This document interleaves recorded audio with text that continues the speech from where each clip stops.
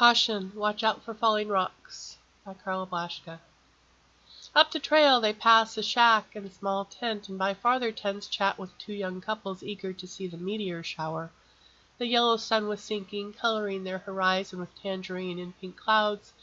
When they got to their site on the mountainside, they fired up their kerosene stove. She missed the days of campfires, but the wildfires were fierce this year. They couldn't risk it. She fussed with the telescope, grateful you could still leave your gear in the woods and expected to be there when you got back. Behind her, Rex was cleaning. She heard the little clinks as he put pots and dishes away, and footsteps crackled pine needles as he stepped away toward the edge of camp, preparing to toss the wastewater on the thirsty bushes down the slope. Startling her and spooking birds and critters, both large and small, Lindsay jumped when he shouted. Her head hit the scope and it started to tip. With an oath and an adrenaline rush, she grabbed it before it crashed. She whirled, wondering. "Lindsay, come here, look at this," Rex called. She made sure the telescope was settled before she went over to where he was pointing. Adrian was lying downhill. A shocked sound came out of her as she saw the long, multi-hued hair was marred by a dark spot near the temple that Lindsay realized was caked blood. A fist-sized rock, wet and red, was beside her.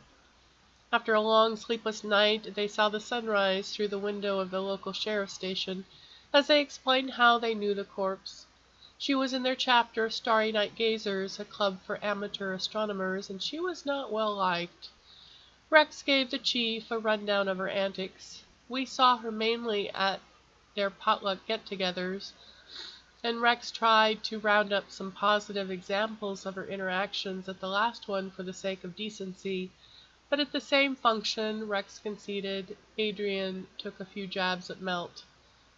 "Jabs? She assaulted this Melt?" asked Chief Larkin. Rex laughed. "Sorry, no. Adrian had very strong views about people who did this as a hobby.